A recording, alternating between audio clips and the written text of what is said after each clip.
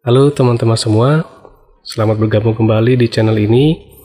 Saya masih akan membahas tentang Power App, dan untuk tutorial atau materi kali ini saya akan share satu buah aplikasi yang dinamakan Biodata.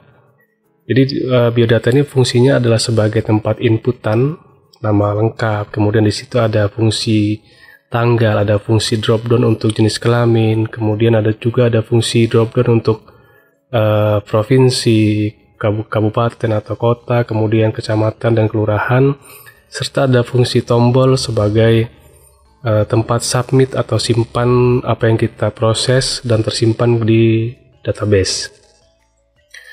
Nah, sebelum kita buat atau kita mempraktekkan di Power App, saya ingin flashback sebentar ke belakang bahwa Power App ini adalah bagian dari fitur Office 365. Nah, di dalam Power App ini adalah terdapat yang namanya konektor atau koneksi, di mana konektor atau koneksi di Power App ini dapat menghubungkan atau melingkan ke database-database yang lain. Misalnya bisa ke database Excel, OneDrive, kemudian SharePoint, MySQL, ataupun SQL Server, dan masih banyak lagi. Nah, di contoh atau latihan tutorial ini, saya akan membuat hanya dua database, yaitu menggunakan Excel sebagai data view untuk provinsi, kemudian kabupaten, dan sampai dengan kelurahan. Lalu database yang kedua menggunakan SharePoint sebagai tampungan apa yang kita proses, nanti kita simpan di SharePoint. Nah, saya tidak akan membahas panjang tentang SharePoint. Saya yakin teman-teman semua sudah paham tentang SharePoint. Yang kita bahas di sini adalah bagaimana kita membuat sebuah site di dalam SharePoint, lalu kita coba linkkan ke dalam Power App-nya. Karena itu, langkah awal kita akan membuat kerangka atau kolom-kolom di SharePoint. Teman-teman semua buka SharePoint-nya, kemudian buat sebuah site dan beri nama terserah teman-teman. Oke, kita buka ya, dan kemudian kita buat site-nya. Lalu di dalam site ini teman-teman klik tombol new, kemudian pilih list, pilih blank list dulu, lalu isikan list name-nya. Ini dalam contoh ini saya buat biodataku, kemudian create,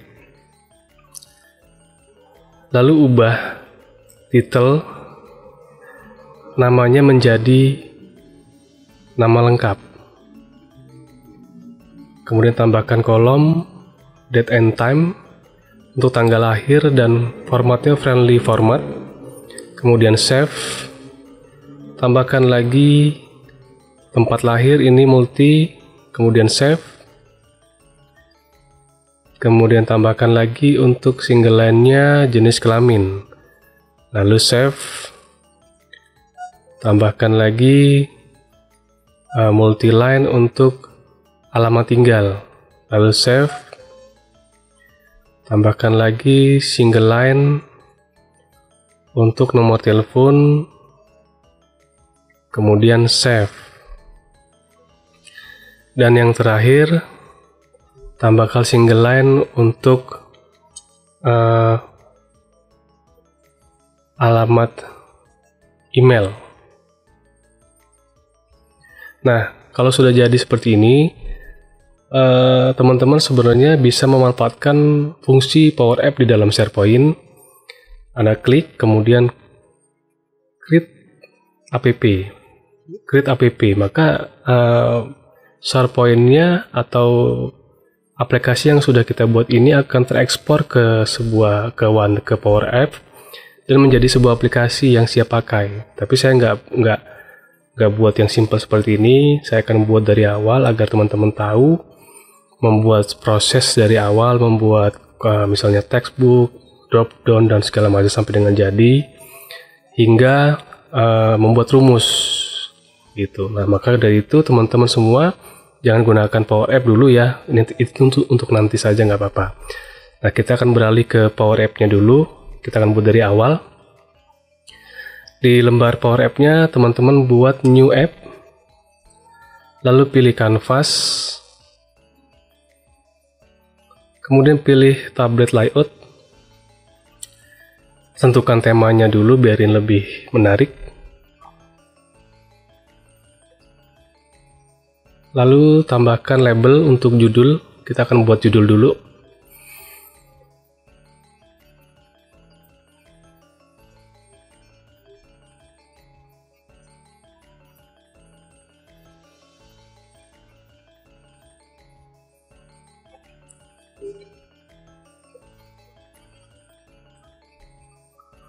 Tentukan teksnya, besar teksnya, kemudian bold.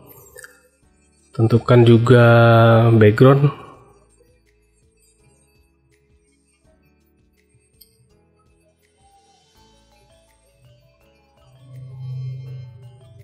Ubah warna teks, putih lebih asik nih sepertinya. Lebih besarin dikit. Oke, selanjutnya buat label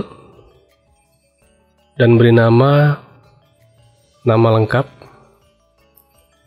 Tambahkan teks input. Kemudian beri nama txt nama. Defaultnya kosongkan, hint teksnya isi nama lengkap. Tambahkan label lagi untuk tanggal lahir.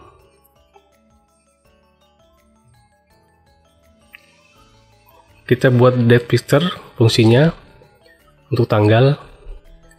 Lalu masih di date picture, masih kita beri namanya DP tanggal lahir,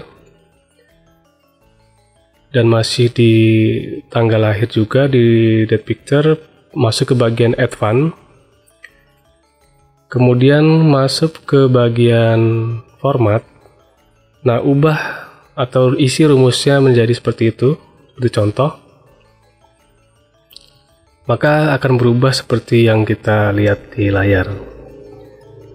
Tambahkan label lagi untuk mengisi tempat lahir.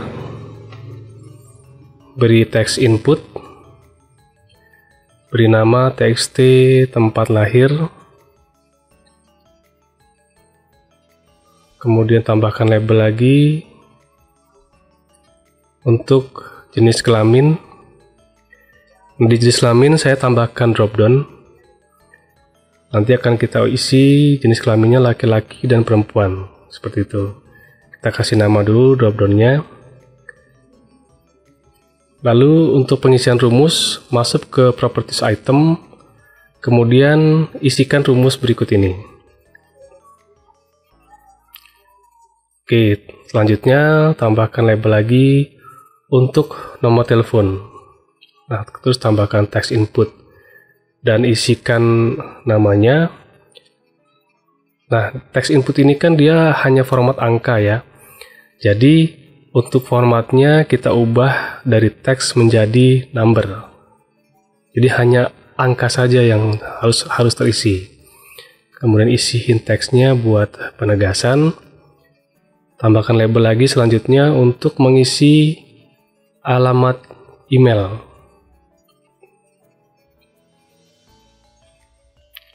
Tambahkan teks input. Kita atur dulu.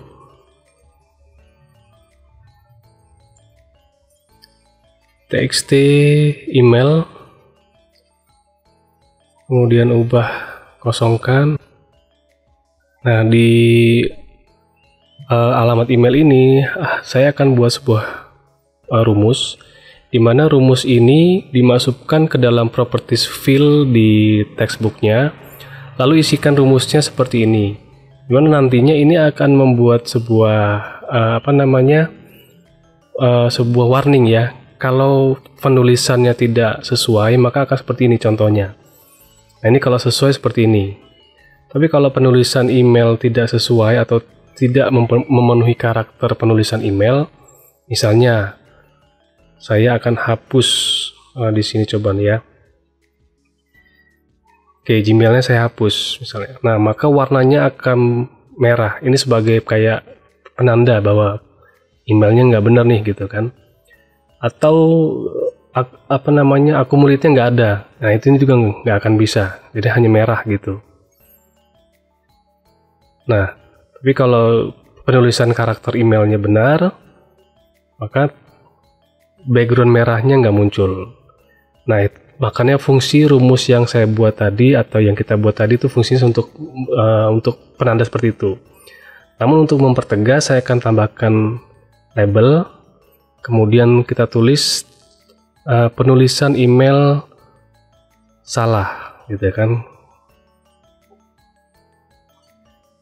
Kita percantik posisi dan warna serta tempatnya.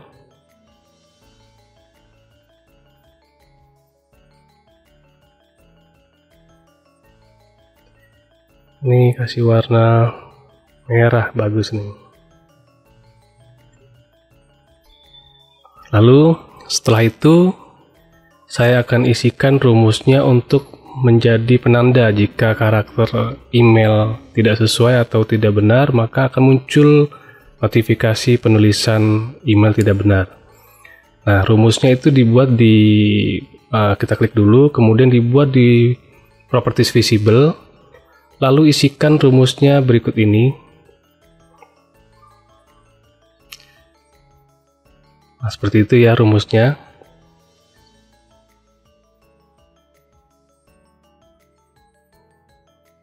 Jadi untuk warna itu harus sama dengan warna background yang kita buat di field text input di email.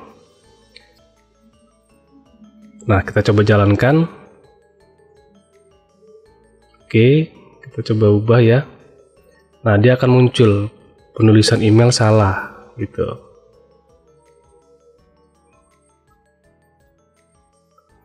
Nah, kalau benar nggak akan muncul. Jadi ini sebuah penegas bahwa ada notifikasi, email kita itu karakternya nggak sesuai begitu. Oke, selanjutnya tambahkan label lagi untuk proses atau langkah selanjutnya. Ini untuk mengisi alamat, gitu ya. Kita atur dulu hurufnya, kemudian boldnya, lalu kalau sudah tambahkan label lagi untuk mengisi provinsi. Tambahkan drop down, beri nama drop down provinsi, kemudian tambahkan label lagi dan beri nama untuk kabupaten atau kota, kemudian tambahkan drop down. Untuk selanjutnya tambahkan label, ini isinya kecamatan, tambahkan drop down lagi. Untuk kecamatan kita kasih nama DP kecamatan ya. Tambahkan label lagi, isi teksnya kelurahan.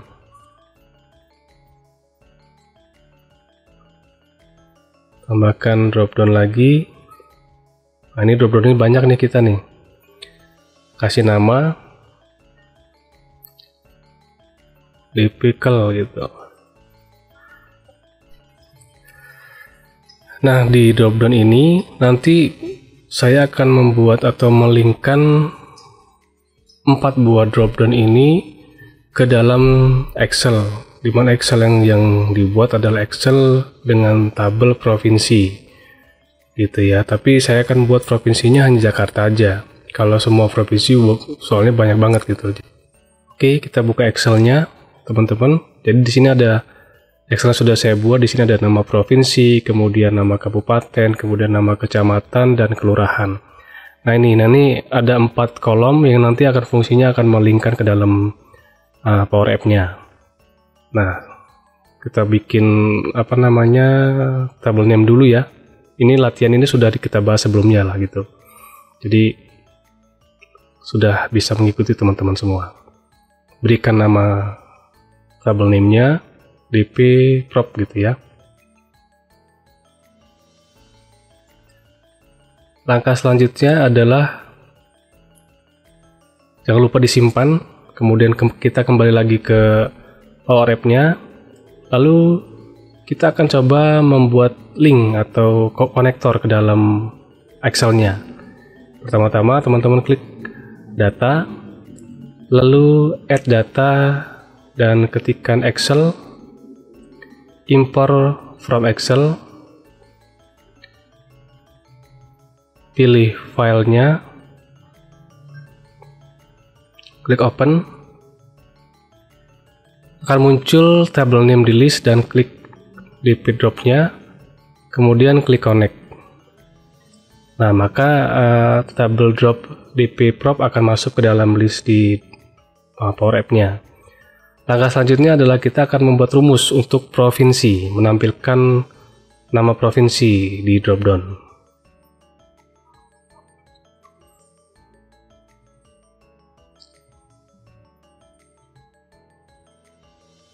Oke, masuk ke item, ubah rumusnya menjadi seperti contoh.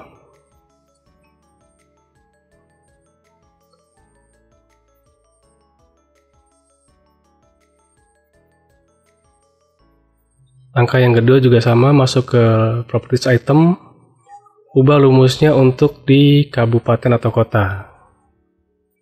Seperti contoh ya. Lanjut yang ketiga, rumusnya juga sama, masukkan seperti contoh, sesuaikan ya, kalau ada yang error, kita cek kembali apakah ada yang salah untuk penulisan rumusnya.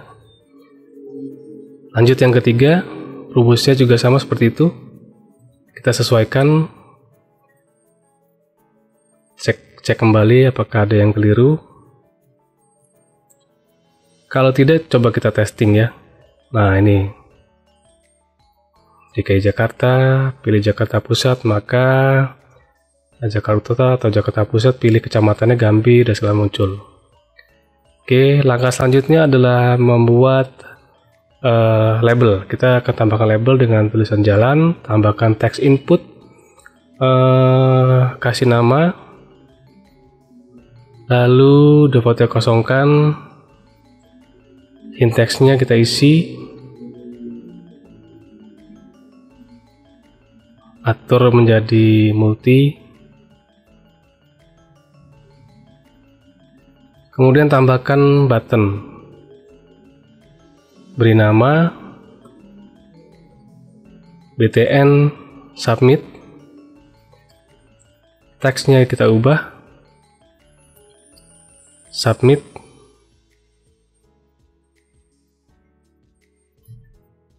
nah di tombol submit ini semua rumus akan kita buat dari mulai input untuk nama lengkap sampai dengan jalan. Jadi semua akan diinputkan di dalam rumusnya di tombol submit sampai dengan dropdown nanti gitu. Namun sebelum kita membuat rumus, kita coba ke awal lagi, bahwa di awal kita sudah buat sebuah SharePoint. Nah, maka dari itu kita coba melingkan atau mengkoneksikan SharePoint yang sudah kita buat di awal tadi dengan Power App yang kita buat saat ini. Nah, jadi caranya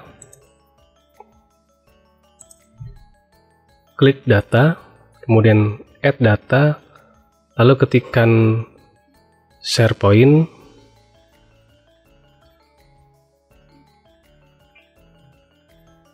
kemudian pilih site-nya yang sudah kita buat tadi. Kalau sudah ketemu, diklik.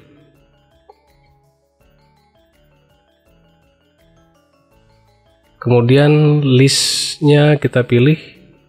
Di sini tadi namanya kan biodataku ya, checklist. Lalu connect.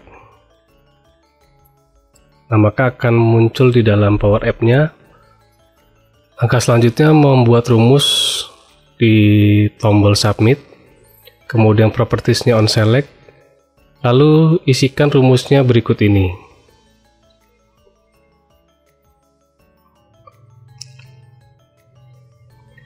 Kemudian kita coba testing.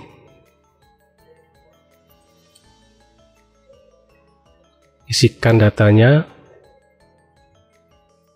Oke.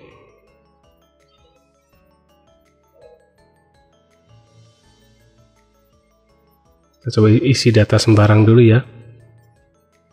Sebagai Jakarta, laki-laki, nomor telepon,